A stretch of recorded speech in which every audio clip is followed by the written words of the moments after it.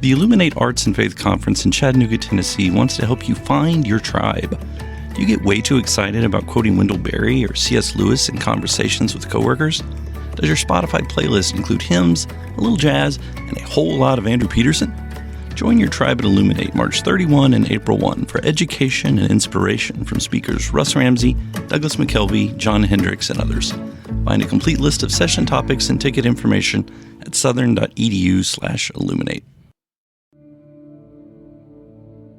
In 2024, I set out to meet as many poets as I could and spend an hour with each one.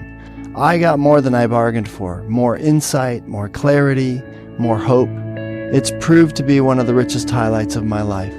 17 writers, 17 deeply human conversations that made me sit up and pay attention. Franz Kafka once said, if the book we're reading doesn't wake us up with a blow to the head, what are we reading for? A book must be the axe for the frozen sea within us. And that's what I hope this new book will do. I hope it wakes us up, my friends. I hope these conversations will be the catalyst for something to be reawakened, re-enchanted, and reinvigorated. It's called An Axe for the Frozen Sea, Conversations with Poets About What Matters Most. I'm Ben Palpin, and I hope you'll come and listen in as I spend a little time with poets like Lucy Shaw, Malcolm Guite, Dana Gioia, and Lee Young Lee. Pull up a chair at the table as we dig into what it means to write well and to live well. An Axe for the Frozen Sea is now available from Rabbit Room Press. Visit the store at rabbitroom.com, or better yet, ask about it at your favorite bookseller. I'm a very big believer in, if you want to get something big done, just start very simply. And that's just sitting at the desk and looking at the blank page. I remember when I started my writing habit, I did sit and not write anything for a couple of days. And then, you've just got to see it as, a long game and not a short game. And once you have that habit, you're strengthening the muscles. And when you come, if you have a slump again, you know what to do. Welcome to the Habit Podcast, conversations with writers about writing. I'm Jonathan Rogers, your host. I first met Robyn Wall through the Habit membership. All of us in the membership were overjoyed when she told us that she had 2 picture books coming out simultaneously. My first book of beards and my first book of tattoos were just published by Random House Kids. Robyn also recently published a story in the Lost Tales of Sir Galahad. We got together to talk about perfectionism, baby steps, and watercolor lessons. Robyn Wall, I'm so happy to have you on the Habit Podcast today. Thanks for having me, Jonathan. I'm so excited. So you just released a couple of board books as part of the My Cool Family series. Yes. And it's my first book of beards and my first book of tattoos. Perfect. Mm-hmm. I did not see that coming, the book of tattoos for babies. Well, I have a lot of tatted friends, and, I looked it up. I think about like 37 or 40% of millennials have tats were inked. So I just wanted to write a book that was an invitation to cuddle for my tatted mom friends. And all the tatted friends I have are just the sweetest people. And they always have these really sweet stories. And I was just very inspired, especially the ones that have tats of doodles that their kids have drawn. That was just the sweetest thing. Yeah.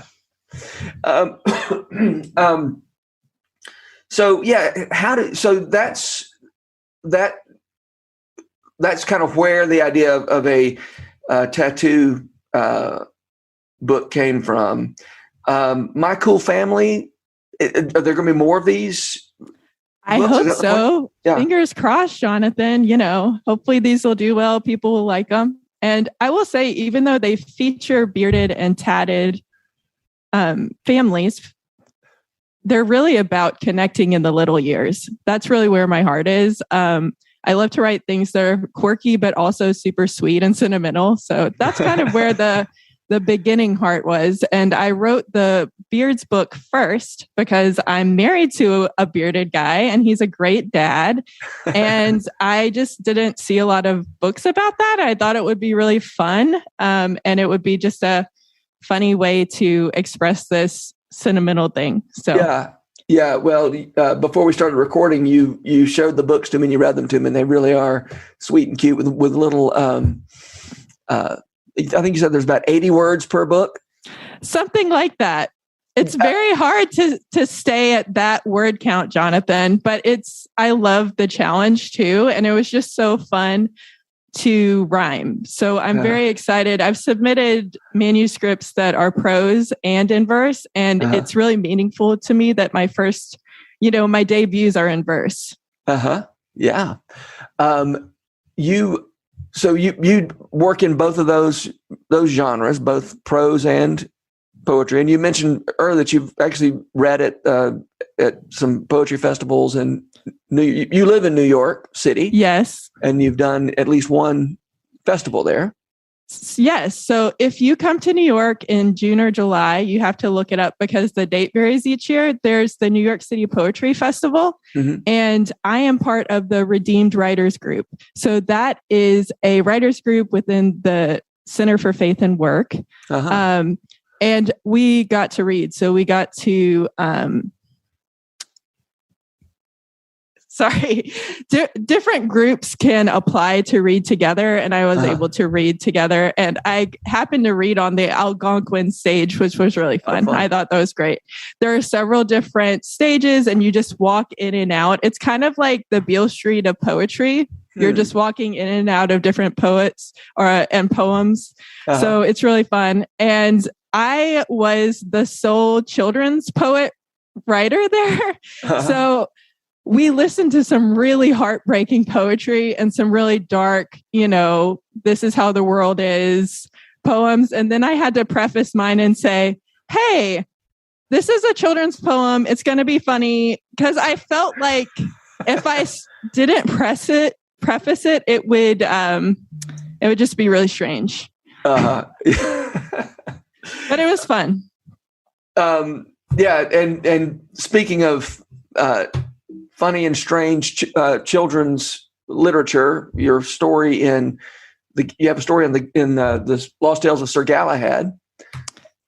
Sir Galahad and the Seat, Comfortable. Yes, which is, as you described it, exalted potty humor. Exactly. So you guys were looking for kind of a middle grade, kid-friendly story. And I was inspired by the Seat Perilous, and thought, what if a unicorn had a natiform back? You guys can look up what natiform means. And he's just looking for the one bottom that could fit the seat, So it was really fun to write. And honestly, I almost didn't submit it because I don't know much about King Arthur. But I took the risk and it ended up going really well. So I just encourage any writers, if you're new to a genre, just to try it out. Even if I hadn't gotten in the book, it wouldn't have been wasted writing. It was really fun. And the writing I did for that, I think, is helpful in the middle grade fantasy I'm working on right now. So it was great. No, it's a great point that no work you do as a writer is wasted. Yes. I'm a big believer in that. Yeah. So talk to me about perfectionism. I know that's something that you have dealt with. Yes. So, I think writing is a great way to heal from perfectionism. We all live in a world of incomplete things. And I think as creators, we feel that very keenly because we're always working on projects. And every day you show up and you have a little done, and then you've got to add more, and then you've got to leave it incomplete and imperfect. And even when the time comes to, let it out into the world, we could have still kept going. There could have been more character development. There could have been this thing or that thing. So I don't think we're ever complete in our creative work. It's really just like something was due or, it's good enough. And I think that's the big thing. When we're writing, we're learning, hey, this is good enough. I can keep on going. Yeah. Yeah. The one thing, I did a webinar with the Habit membership recently about how do you know when something is done. And it's a really hard question to answer. And I think it's one thing we talked about was the idea that you have to ask yourself, if I continue to tinker with this, is it going to serve the reader? Is the reader going to have a better experience if I tinker with this more? Or is it, is the delay in getting this out to serve people worth the additional tinkering? And so much of the tinkering is, I want to make sure I don't look like an idiot, instead of I want to serve my reader or love them.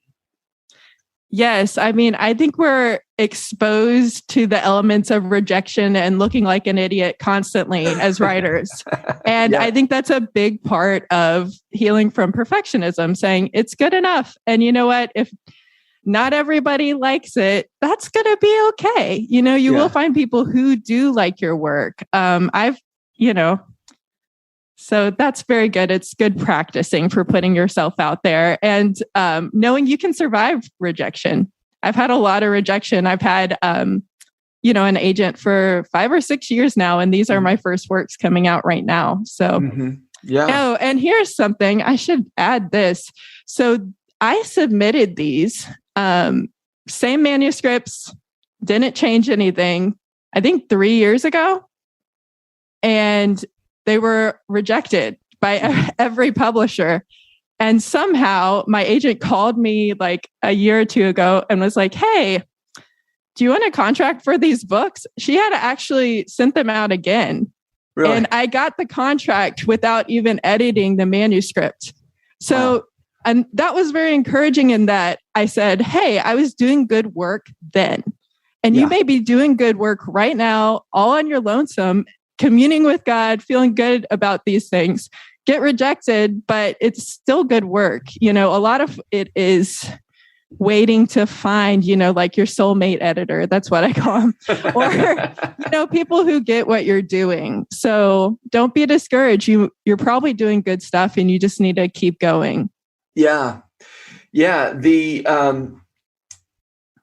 It's so helpful to keep in mind there are some things I'm in control of and a whole lot of things I'm not in control of, and tend to the business that you can tend to, and then let the other parts go.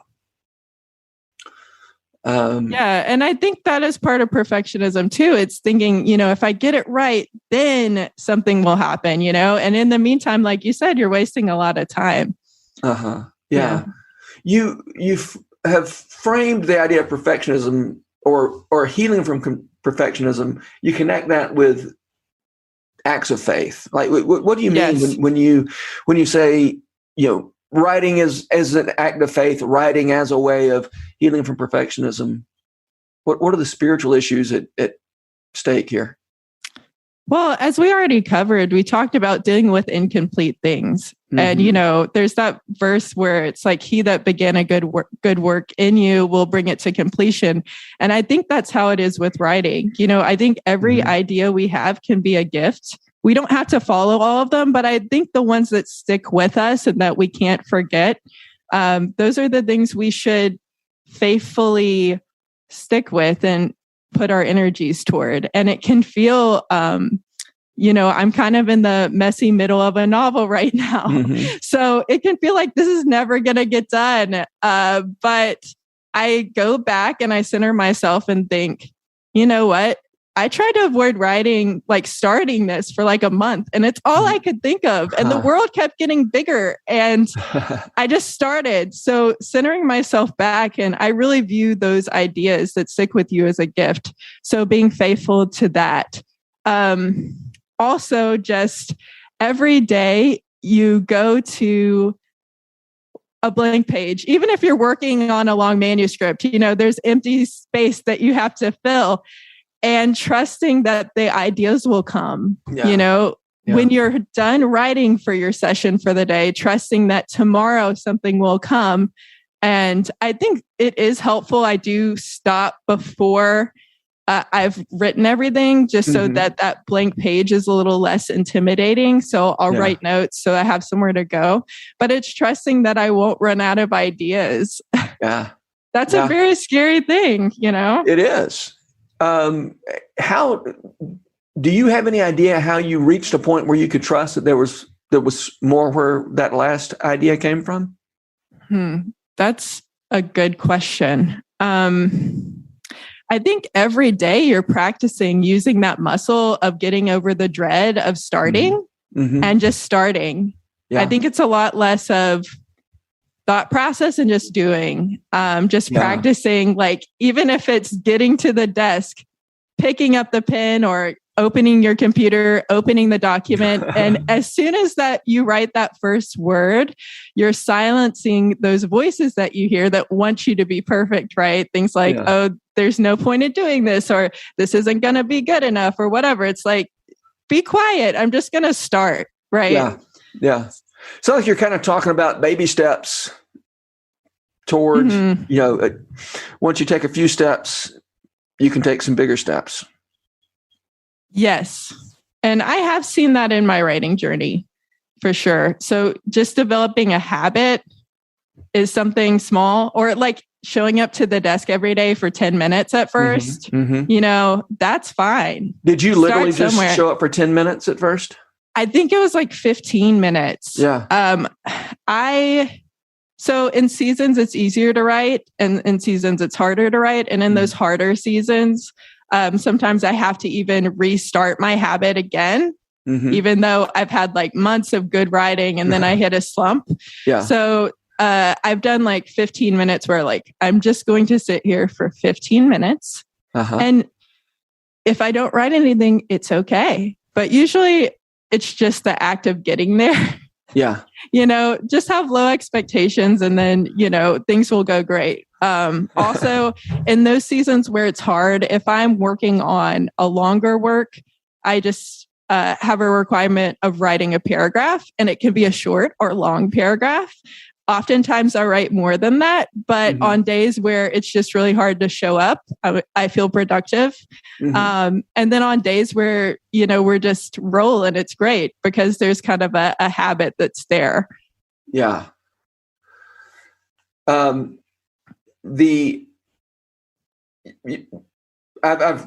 heard you, or I've read you describe this as writing from the ground up. Can you tell me about that language of writing from the ground up? Well, I think we just kind of talked about it, in those harder, slumpy days. Maybe you're even literally laying on the ground being like, this is the worst. Why am I trying to write? Yeah. So I guess it has a literal yeah, right. A literal. But I just mean just starting somewhere very simple. Yeah. I'm a very big believer in, if you want to get something big done, just start very simply. And that's just sitting at the desk and looking at the blank page. I remember when I started my writing habit, I did sit and not write anything for a couple of days. And then, you've just got to see it as, a long game and not a short game. And once you have that habit, you're strengthening the muscles. And when you come, if you have a slump again, you know what to do. Yeah. I think that's such a great way to put it. You know what to do whenever you are releasing yourself from these bad feelings, right? I mean, I find myself at times, things go wrong when I start treating writing as mood management. Like people say things like, I write when the pain of not writing is greater than the pain of writing, or I think I said that right. That's just mood management. And then if you approach it that way, once you've written your paragraph and you feel a little bit better, it's like, I'm not gonna keep going because I feel better, and I don't need this. I'm not going to. That way of thinking about the work did actually get me through for a while, and then I reached one where it doesn't get me through anymore. this doesn't, when this is just mood management, it just doesn't work anymore. Mm-hmm. I mean, I actually was quite productive working that way for a while, and then it just didn't work anymore. And so I love what you're saying about you've got this habit. It makes you, you know what to do even when you don't feel like doing it. Yes. And, we are people. So, over time, we're whole people, we're mind, soul, and body, right? Mm-hmm. So over time, I've learned, I need to drink some water. That will help my writing, like small things like that. Getting good sleep. There are soul things too, where, when you're hitting a funk, changing things up. That's actually why I started, I joined the Habit membership because I was in a writing funk and I needed to shake things up a little bit. And I signed up for your Flannery O'Connor course because I'm like, I loved her and I haven't read her in a really long time. And it was just good to shake things up. I've joined watercolor classes, things like that. If I'm stuck, I know if I walk around the block, something might come. You learn those little nuances. Mm-hmm. And also, I'm a very practical person. So sometimes when I'm writing, this is just how God has made me write. I'm like, this is so impractical. Like, there are so many, injustices and hardships throughout the world. And here I am just sitting and writing, Something that was helpful for me in a season is just finding places to volunteer. That helps fulfill a part of me that God has created, that has supplemented. I mean, I'm not doing it just to make my writing good. It's just like God has created us to drink water. I think specifically I have a heart of servanthood, and just meeting that need, doing things like that helps with the overall person, and that spills over into your writing. So just know who you are, know how God has created you, and kind of adjust your life according to that. I've also had seasons where it's hard to write, and putting a timer on is helpful. So I'll write for 20 minutes, have a 20-minute timer, and then take a long break and then do 20 minutes. Mm-hmm. So, it just depends on the season. Yeah. I mean, when you figure out what works, you also have to realize that may not work forever. Yes. That whenever you hear ideas about how other people work and you think, well, I'm glad it works for you, that wouldn't work for me. Well, the time may be coming when you need that tool in your tool belt. Mm-hmm. Because I've been doing it long enough to know that when I think I've got it figured out, here's what I need to do to write. I need to take a nap, or I need to whatever. And then I just need to think in terms of, this is what works for me now, not this is what works for me eternally. Yeah. And that's part of healing from the perfectionism too. Acknowledging, even let's say you have your perfect spread, like layout and your perfect habit, something's going to go differently. And it's being open to changing and being flexible. So it's good. That's good. All right. You just mentioned watercolor. I do love the idea of people doing one kind of, when you have your main creative work, sometimes doing a different kind of creative work can really shake something loose. Every now and then I'll do it's been a while since I've done it, but I like to do a little lino cut every now and then. Oh, nice. Ned Bustard would be so proud of you. That's right. Yeah. He may not be especially proud of the lino cuts I do, but But I just, it shakes something loose. Just doing, I like doing something with my hands. And so, you said you have taken watercolor classes. How has that affected your writing? It's practicing the same things, but in a different way. And also, I think it's helpful to, cross-pollinate with the different forms of art, because it feels a lot lower stakes. Mm-hmm. You know what I mean? Mm-hmm. I went into the water class and was just like, I want to see people in the day because I work from home and maybe learn a thing or two. And with the lower stakes, you're able to practice those, releasing your creative muscles more freely, I think. Yeah. So you start with the same blank page when you're watercoloring, right? Yeah. So, but it doesn't feel as hard for me when I'm in the watercolor class. And also I've learned I'm not a visual artist. I haven't done a lot of artwork in that sense, but I used to think that artists were just great at drawing lines perfectly the first time, much like when we compare our writing to things that are on the shelves, right? Yeah, right. And I've learned through this class and sketching before I paint, no, editing is everywhere in art. Yeah, so it's giving me permission, like, yet again, to make more, crappy first drafts. So it's just practicing, but in a different way. Another thing is, there's a lot of layering in watercolor. So trusting the process. And watercolor, you can't control everything. That's part of the beauty of it. So allowing the colors to bleed together, you're not exactly sure how it's going to dry. But I actually love that. That's my favorite part of looking at watercolor. So it's allowing me to practice, not being in control and actually embracing the the chaos of it in some way, and it becomes very beautiful. So it's been very good and healing for me. Oh, that's neat. Yeah. I like to draw because I don't expect to be especially good at it. Yeah. I mean, it's kind of what you were saying about watercolor. It is. I find it very freeing to try something that I don't for one thing, that I don't have any of my identity tied up with. I mean, when it comes to writing, it would break my heart to put something out there that that people thought was terrible.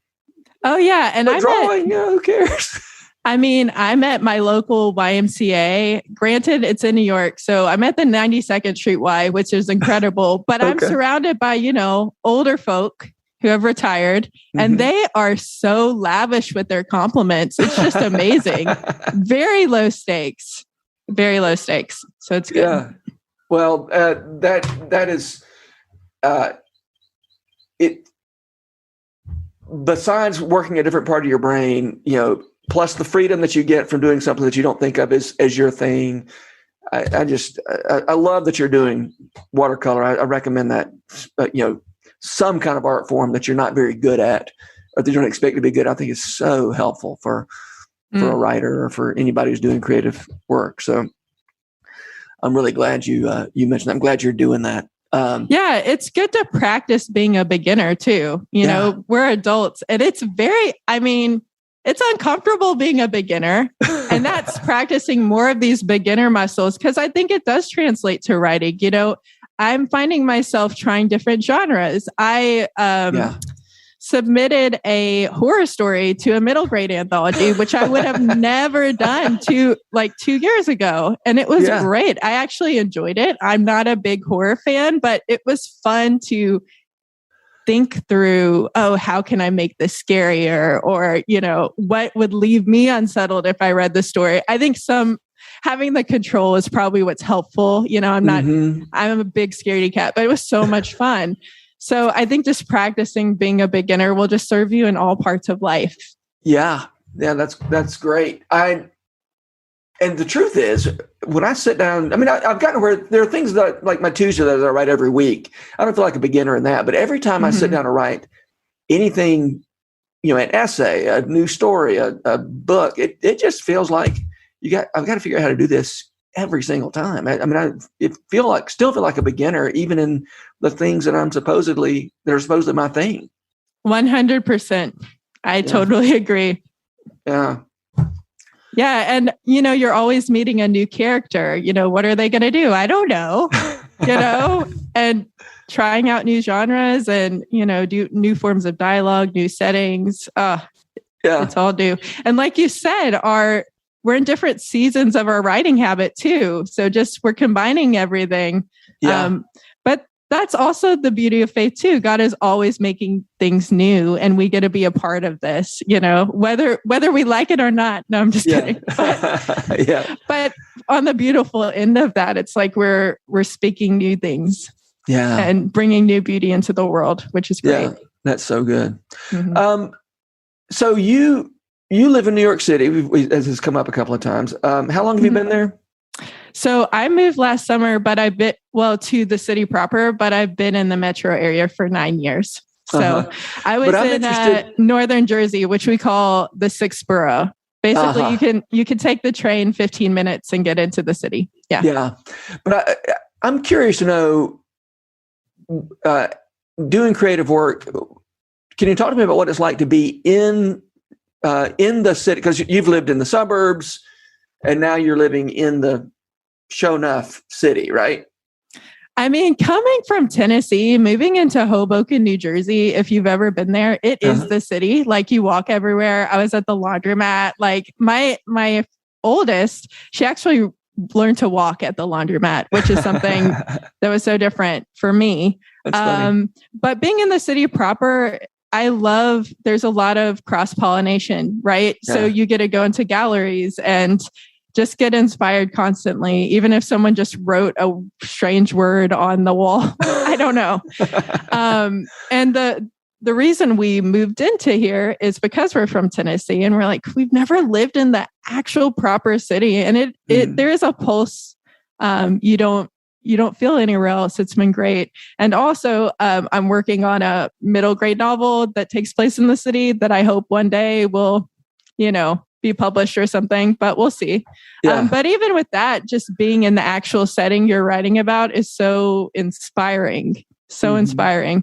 And there are so many things, so many hidden beauties that are hidden in plain sight. So if you have the eye for it, there's so much appreciation, no matter where you are, honestly. But sure. Yeah. It's I've never, lived right in the middle of a city, and it's such an interesting energy. It seems like there would always be something to write about. I mean, your dialogue really improves. I love listening to people just sit on a bench and listen to people walking or at a diner. And I feel like I have the right to, as someone who lives in New York City. I don't feel like I'm imposing by listening or being rude. So that's very lovely. All right. Okay. Let's, I want to hear, who are the writers who make you want to write? Oh, man. Okay. If we're going to go really old school, I would say Mary Shelley. Okay. Frankenstein. The pacing of that is spectacular. And every time I reread it, I'm like, this is amazing. Also, since I'm writing a middle grade fantasy, I reread Treasure Island. And the first part of that particularly is really good. Yeah. I love the first part. It just throws you into it. I haven't read that in a long time. I need to check that out. Oh, it's great. Coming in a little closer in time, I love Julia Alvarez. So she wrote How the Garcia Girls Lost Their Accents. I love her interweaving of characters and her pacing as well. Shel Silverstein as a children's poet, of course. Yeah. That would be the dream, to be able to do a children's poetry collection. Oh my goodness. Did you know he wrote Johnny Cash's song, The Boy Named Sue? No. But I could see that. I could totally see that. I'm going to Google that just to make sure while you're on your next person. As far as the last few years, Delia Owens, Where the Crawdads Sing. I mean, it's incredible. And also my friend Daniel Nayeri, he wrote Everything Sad is Untrue. And it's so good. So good. I have not read that. I hear it is amazing. Yes. I wish I had that 12-year-old in my life. Yeah. He does such a good job of being philosophical and also just a 12-year-old. Like, there's poop jokes in there, but then there's things that I'm like, I wish I could talk to you every day and get advice about my life. So he did a great balance of that. That's great. Just double check. Shel Silverstein did write The Boy Named Sue. So okay, good to know. You learn something new every day. Yeah, he had kind of I don't know if he ever lived in Nashville, but he was definitely kind of kicking around Music Row, pitching songs and things. So I could see that. Yeah. All right, Robyn Wall, Thank you so much for being here. I love that you are trying so many different things, new things, and making things happen. So congratulations on these 2 books that are coming out. Thanks so much, Jonathan. It's been really lovely to be here. The Habit Podcast is brought to you by The Rabbit Room, where art nourishes community and community nourishes art. To check out more of our podcasts, visit rabbitroom.com/podcast. Our work at The Rabbit Room would be impossible without the generous support of our membership. If you'd like to learn more about membership at The Rabbit Room, visit rabbitroom.com/member. And thanks for listening. The Habit Membership is a library of resources for writers by me, Jonathan Rogers. More importantly, The Habit is a hub of community where like-minded writers gather to discuss their work and give each other a little more courage. Find out more at thehabit.co.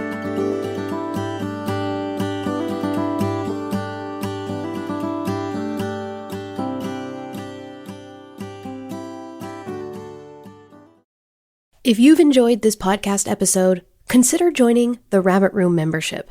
Your membership helps sustain this community, funding everything from publishing and podcasts and theater productions to events and programs that support artists who create with a Christ-centered vision. We'd love to have you on board. Learn more at rabbitroom.com/member.